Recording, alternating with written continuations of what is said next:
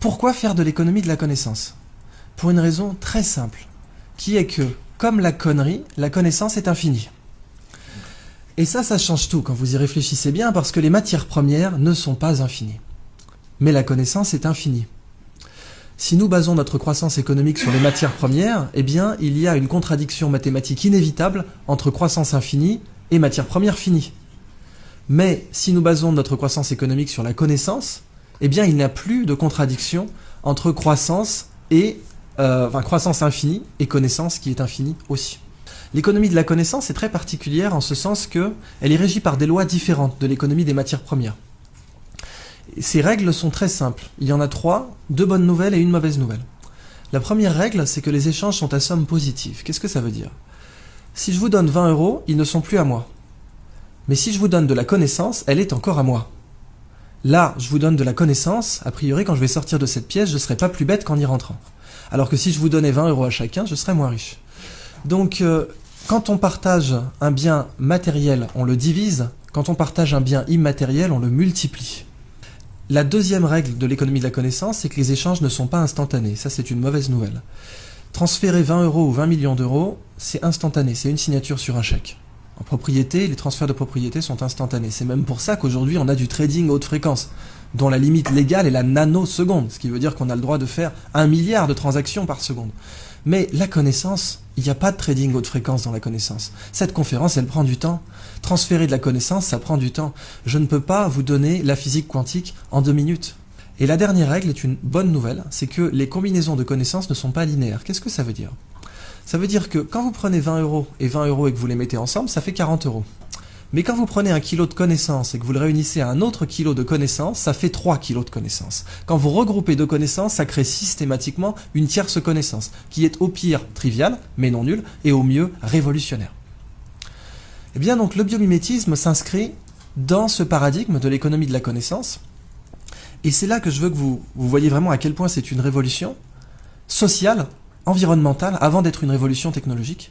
Et le biomimétisme, c'est la science qui dit « la nature est une bibliothèque, lisez-la au lieu de la brûler ». La nature, en fait, elle est high-tech. Ce petit coquillage, il produit une toxine. La muconotoxine, c'est un cône du Pacifique, très dangereux, mais si vous avez des gants, aucun danger, puisque le dard ne pénètre pas un gant de plongée. Ce coquillage, il est vendu à 3 $ sur les marchés parce qu'il est joli. C'est vraiment pour moi la représentation du fait qu'on brûle la nature au lieu de la lire, parce que vraiment, 3 $ le coquillage, c'est une des utilisations les plus débiles qu'on pouvait faire de ce coquillage. Avez-vous une idée du prix de sa toxine au kilo? Sachant que la demande mondiale est supérieure au kilo.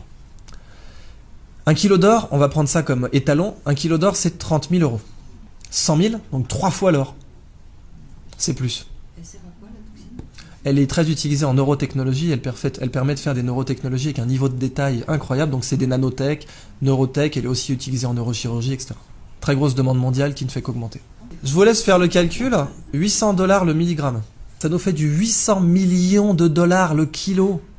L'or et le platine, c'est du terreau de jardin en comparaison. Ce qui est dingue, c'est qu'on les vend à 3 $ le coquillage. Et il est en voie d'extinction à cause de ça. La crevette menthe religieuse. Alors elle, c'est la crevette de tous les records, quoi. Cette crevette peut vous péter une main ou un bras. Elle est grande comme une langoustine. Il y en a 400 espèces dans le monde. Et vous voyez ici, elle a des petits marteaux là. Un peu comme des marteaux à fruits de mer pour casser des tourteaux. Et c'est justement ce qu'elle fait. Elle casse des crabes avec. Seulement quand elle envoie son marteau pour casser un crabe, elle lui donne l'accélération d'une balle de fusil d'assaut. Si nous on était capable d'envoyer une balle de baseball à 1/10 de cette accélération, on la mettrait sur orbite. Ce marteau casse évidemment un aquarium blindé, puisqu'il a l'énergie cinétique, il aura la vélocité finale d'une balle de fusil, mais il a une masse supérieure. Évidemment, si vous l'arrachez, il repousse, parce qu'après tout, pourquoi pas. Cette crevette, quand elle envoie son marteau, il se forme des étincelles sous l'eau. Ça va tellement vite que vous avez des étincelles. Et ces étincelles, on les a mesurées à 22 000 Kelvin, c'est la température à la surface du Soleil. Quand cette crevette envoie ses marteaux, il se forme une bulle d'air autour qui s'appelle une bulle de supercavitation. La supercavitation a été étudiée au départ par l'armée russe pour faire des torpilles qui peuvent aller à plus de 150 km/h sous l'eau. Et aujourd'hui beaucoup plus, paraît-il. Les torpilles Shkval, dont les Russes ont donné la technologie à l'Iran, ce qui serait une des grandes raisons pour lesquelles les Américains n'ont pas déployé de porte-avions trop proches des côtes iraniennes, parce que ces torpilles peuvent sniper un porte-avions. Les Chinois prétendent, avec la technologie de supercavitation, avoir mis au point un sous-marin qui pourrait faire 500 nœuds sous l'eau, en se déplaçant dans une bulle d'air. Et la supercavitation aujourd'hui, le meilleur modèle d'étude que vous avez, c'est cette crevette. Mais c'est pas fini. Cette crevette, ses yeux, parce qu'après tout, si la nature est une bibliothèque, chaque espèce est un livre entier. Moi, je vous ai parlé que du chapitre marteau, mais je peux vous parler du chapitre yeux. Les yeux des chiens ont 2 types de cônes différents pour reconnaître les couleurs. 2 types de cônes. Nous en avons 3. Les chiens sont donc des daltoniens par rapport à nous. Cette crevette en a 16. Ça veut donc dire que nous sommes un tiers d'un tiers de daltoniens par rapport à elle. Elle est très colorée, mais la couleur que nous on voit, ce n'est rien par rapport à celle qu'elle voit. 16 cônes. Les Américains se sont inspirés de ses yeux pour concevoir une caméra qui permet de détecter rapidement les cellules cancéreuses dans les biopsies. C'est une caméra bio-inspirée tirée des yeux de cette crevette. Et les yeux de cette crevette possèdent l'écran solaire le plus efficace connu de l'homme. Les mycosporine-like aminoacides, qui sont des écrans solaires naturels, produits par les espèces pélagiques. Ces écrans solaires sont très intéressants commercialement parce que nos écrans solaires sont des perturbateurs endocriniens pour les coraux. Et quand on se baigne avec de la crème solaire, eh bien, on détruit les coraux. Si on avait ces écrans solaires, on serait mieux protégé et on ne détruirait pas les coraux. Dans le biomimétisme, un écosystème inexploité, c'est comme une nappe pétrolière. Sauf que, quand vous l'exploitez, vous ne le détruisez pas. Vous prenez le livre, vous en faites une photocopie et vous le remettez en rayon. Et en plus, il y a beaucoup plus d'argent à faire comme ça. Donc c'est juste plus rationnel de faire comme ça. Alors voilà donc la fin de ma présentation sur le biomimétisme. Je vous donne simplement un épilogue pour vous parler de la Blue Economy, qui est l'application du biomimétisme à l'industrie.